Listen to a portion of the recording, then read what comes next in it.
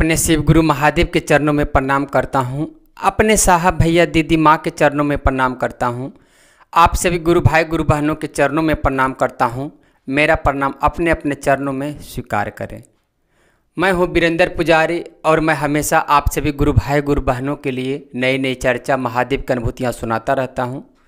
चर्चा अच्छा लगे कमेंट में हर हर महादेव नमः शिवाय ज़रूर लिखें। और आज जो मैं अनुभूतियाँ आपको सुनाने आया हूँ वो दीदी का नाम है सुमन दीदी और रहने वाली है दीदी बढ़ैया की। और दीदी का अनुभूतियाँ सुना मुझे बहुत अच्छा लगा और आप भी सुने, अपने कमेंट अपने विचार रखें कि दीदी का अनुभूतियाँ सुनकर आपको कैसा लगा। अच्छा लगा जो महादेव से नहीं जुड़े हैं, जिनके जीवन में कष्ट है, परेशानी है, दुखी है, उन्हें आप ज़रूर शिव दें, उन्हें समझाएं, उन्हें बताएं दीदी महादेव शिव को आप भी अपना गुरु बना के देखो। जब ये दीदी के साथ में ऐसा हो सकता है तो हमारे साथ क्यों नहीं होगा, आपके साथ क्यों नहीं होगा। बस खेला है सूत्र का। सूत्र जितना ईमानदारी से करेंगे महादेव आपका काम उतना ही ईमानदारी से करेंगे। आइए अनुभूतियाँ सुनाना शुरू करता हूँ। सुनिए ध्यान से, एक एक शब्द को पकड़ने के प्रयास कीजिए। दीदी का नाम है सुमन, रहने वाली है दीदी बढ़ैया बिहार की। दीदी का कहना है भैया मैं बहुत पहले शिव को गुरु मान ली थी, बहुत पहले। और गुरु तो मान ली थी क्योंकि मेरा जब शादी नहीं हुआ था तभी मेरी माँ नाम का घोषणा करवा दी थी, लेकिन मैं उस समय इतना महत्व नहीं देती थी। लेकिन जब समय बीता, शादी हुआ और शादी के कुछ दिन के बाद भैया हमें एक लड़का का जन्म हुआ। एक लड़का हुआ। मैं बहुत खुशी थी, बहुत खुश था। पूरे परिवार मुझे बहुत मानती थी, है ना। हमारे गांव में घर के पास में भी शिव चर्चा होता था, लेकिन मैं उतना इस पर वैल्यू, उसका महत्व, बिल्कुल गुरु तो बनाए थे लेकिन हम इसे समझते नहीं थे कि शिव चर्चा है क्या। बस नाम का घोषणा हो गया, बस मैं भूल गई थी। भैया धीरे धीरे समय बीतने लगा। मेरा लड़का 1 साल से 2 साल, 2 साल से 5 साल, 5 साल से 10 साल का हो गया, लेकिन मैं माँ नहीं बन पाई। बहुत दिखाए, है ना, बहुत दिखाए, लेकिन माँ बनने का सुख नहीं मिला। एक ही लड़का था भैया, बहुत दिखाए, बहुत डॉक्टर के पास, बहुत दवाए, लेकिन मुझे सभी जगह से हताशा और निराशा मिला। तो अब लोग जब शिव चर्चा, देखिए जब सब जगह से रास्ता बंद हो जाता है ना, ऐसे हमारे पास बहुत दीदी का अनुभूतियाँ आया है। रिकॉर्डिंग भी सुनाऊंगा दीदी का। इसका दीदी का तो रिकॉर्डिंग नहीं है, बाकी सभी का रिकॉर्डिंग भी सुनाऊंगा। बोली भैया अब मैं सभी जगह से हार मान चुकी थी। अब जो घर के पास में चर्चा गुरु भाई गुरु बहना करती थी ना, अब धीरे धीरे मैं सुनने के लिए जाने लगी, है ना। वहाँ पे गुरु भाई गुरु बहना अपनी अपनी अनुभूतियाँ सुनाती थी, बताती थी। तो मैं भी धीरे धीरे सुनने लगी, तो मुझे भी अच्छा लगने लगा और मैं सभी से पूछने लगी दीदी मैं तो बहुत पहले शिव को गुरु बनाई थी, लेकिन ना तो मैं सूत्र जानती हूँ, बस नाम का घोषणा मेरा हुआ है। दीदी समझाई कोई बात नहीं, नाम का घोषणा हुआ है ना, बस आप सूत्र करो, चर्चा में आया करो, महादेव से पल प्रतिपल आप दया मांगा करो। भैया धीरे धीरे समय बीता। 1 साल के बाद मुझे ऐसा लगा कि महादेव की दया हुई, मैं माँ बनने वाली हूँ, माँ बनने वाली हूँ भैया। क्योंकि 10-12 साल के बाद ये माँ बनने का जो सुख, जो अनुभव मुझे मिला, मैं बहुत फूले नहीं समा रही थी। तो हमारे घर के लोग, हमारे सास, हमारे पति, अगल बगल के लोग बोले कि बहुत दिन के बाद तुम माँ बनने वाली हो, बच्चे का चेकअप करवा लो, बच्चे का चेकअप करवा लो। 3 महीने के बाद चेकअप करवाया, बच्चा बोला नॉर्मल है। जब 5 महीना 6 महीना हुआ, फिर चेकअप करवाने गए, डॉक्टर बोल दिया आपके बच्चे का आधा अंग नहीं है, बच्चे का आधा अंग नहीं है। दीदी आप भी कमेंट की ज़रूर करना, क्या आपके गांव में, आपके शहर में भी ऐसी समस्या, ये प्रॉब्लम किसी के साथ, कोई गुरु भाई गुरु बहना के साथ हुई है? उन्हें ज़रूर समझाएं, उन्हें ज़रूर बताएं। क्योंकि जो प्राइवेट डॉक्टर होता है ना दीदी, वो पैसे कमाने के लिए कुछ भी कर सकता है। नीच से नीच हरकत कर सकता है, क्योंकि आज का डॉक्टर और आज का मास्टर जो भी प्राइवेट स्कूल खोला है ना दीदी, वो विद्या देने के लिए नहीं, ज्ञान देने के लिए नहीं, बस उनका एक ही मकसद है, पैसे कमाना। बच्चे पढ़े या ना पढ़े, जो उन्होंने बोल दिया वही ड्रेस लगना है, जो उन्होंने बोल दिया वही बुक लगना है, वही किताब वही कॉपी लगना है। डॉक्टर जो दवाई लिख दिया है, जहाँ से बोल दिया वहीं से दवाई लाना है।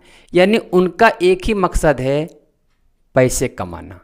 मरीज का क्या हो रहा है, या तो स्टूडेंट विद्यार्थी का क्या हो रहा है, आजकल जो है ये चिकित्सा डॉक्टर और मास्टर ये बिजनेस के पीछे पड़ गए हैं, है ना। इसलिए तो हमारा देश पीछे जा रहा है।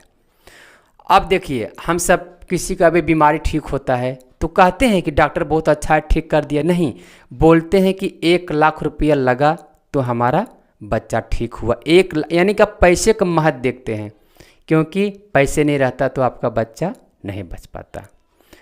अब जब चेकअप करवाने गया तो बोलता बच्चे का आधा अंग ही नहीं है ना। अब दीदी बोली भैया मुझे तो ऐसा लगा कि मैं क्या करूं, कहाँ जाऊं, है ना। डॉक्टर बोलता था इन्हें निकालना पड़ेगा, बच्चे को मारकर कट करके ऑपरेशन करके निकालना पड़ेगा, क्योंकि बच्चा ये जन्म लेगा कोई काम का नहीं रहेगा। अब हम सब परेशान, घर के लोग परेशान, क्या करें नहीं करें। सासू माँ बोलती थी ऑपरेशन तो करवा लो, अब ऐसे बच्चे को जन्म देने से क्या फ़ायदा। तो भैया मेरे आँख का आंसू नहीं सूखता था, बस मैं महादेव के आश्रय थी। है महादेव, अब 12 साल के बाद हमें बच्चे दिए हो, संतान दिए हो, तो कैसी स्थिति है, ऐसा क्यों है। फिर मेरे मन में ख्याल आया वो डॉक्टर है, वो कोई भगवान तो नहीं है, उसका रिपोर्ट तो झूठा होगा। ऐसा मैं क्यों बोली भैया, क्योंकि हमारे पड़ोस में जो सुषमा दीदी थी ना, जो महादेव की शिष्या थी, वही हमको चलाई थी। बोली दीदी डॉक्टर बोल दिया ना कि बच्चे को मार के निकालना पड़ेगा, ऑपरेशन करना पड़ेगा, तो दीदी बच्चे को जन्म लेने दीजिए ना। डॉक्टर बोल रहा है ना कि बच्चा जन्म लेगा, मर जाएगा या मरा निकलेगा, बहुत तरह की बातें बता रहे हैं दीदी, तो हम वेट कर लेते हैं ना, क्या दिक्कत है। अरे हमारे महादेव को तो लोग वैद्यनाथ कहे हैं, क्या पता वो डॉक्टर झूठा हो, क्या पता पैसे कमाने के लिए वैसा बोल रहा हो। ऐसा मान लो बच्चे का आधा अंग नहीं है तो बच्चा जीवित कैसे है, बच्चा चल फिर कैसे रहा है ना। भैया बहुत तरह के सवाल, सासू माँ कुछ बोले, पति कुछ बोले, पड़ोसी कुछ बोले, मेरा मन कुछ कहे, गुरु बहना कुछ बोले, लेकिन भैया मैं सुषमा दीदी की बातों पे खड़ी हो गई।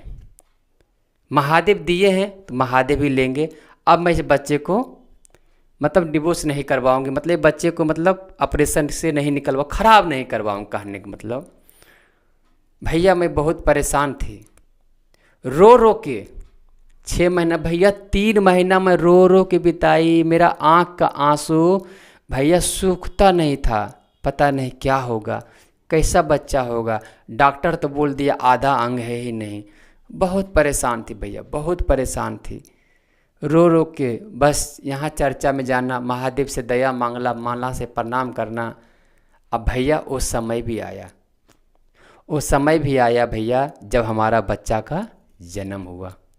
और भैया जब बच्चे की खूबसूरती देखेंगे ना, क्या बताऊं भैया, इतना सुंदर बालक महादेव दिए हैं, इतना सुंदर बालक महादेव दिए हैं कि मेरा मन खुश हो गया भैया, एकदम मन खुश हो गया। हमारा पड़ोसी का, सासू माँ का, गांव के 10 लोग उस डॉक्टर के पास गए, है ना, जाके केस किए कि डॉक्टर ऐसा क्यों रिपोर्ट दिया। भैया अभी तक मेरा डॉक्टर के पास केस चल रहा है। डॉक्टर पता नहीं ऐसे कितने लोगों के साथ गलत रिपोर्ट लिखा है। मान लो हमारे साथ महादेव नहीं होते, हमारे साथ गुरु बहना गुरु भाई का साथ नहीं होता, तो मैं भी बच्चे का, है ना, ऑपरेशन करवा दिया होता। लेकिन महादेव की दया हुई, गुरु भाई गुरु बहना का हिम्मत हुआ कि मैंने बच्चे को जन्म दी, और बच्चा सही सलामत खूबसूरत सुंदर सा लड़का। भैया देखकर मन खुश हो जाता है। 12 साल के बाद माँ बनने का मुझे अनुभव मिला, और महादेव की दया से हमारा बच्चा और मैं बिल्कुल ठीक हूँ। तो दीदी आप सब महादेव को गुरु बनाएं और जो डॉक्टर महादेव क्या है, गुरु बनाने के बाद क्या है, आपको एक शक्ति मिलता है, आपको एक पावर मिलता है, आपको एक समझने की शक्ति होता है ना कि भैया एक अलग शक्ति, एक अलग ऊर्जा आपको मिलता है अगर आप महादेव को अपना बना लेते हैं तो। नहीं तो आप अनाथ निसहाय हो जाएंगे। जैसे गुरु दीदी को मुसीबत में लड़ने की शक्ति मिला है ना। और दीदी का ये अनुभूतियाँ कैसा लगा, सभी गुरु भाई गुरु बहना ज़रूर बताएं। और अगर आपके गांव में, आपके शहर में भी इस तरह की घटना हुआ है तो हमें ज़रूर कमेंट करें। आप सभी को मेरा फिर से प्रणाम।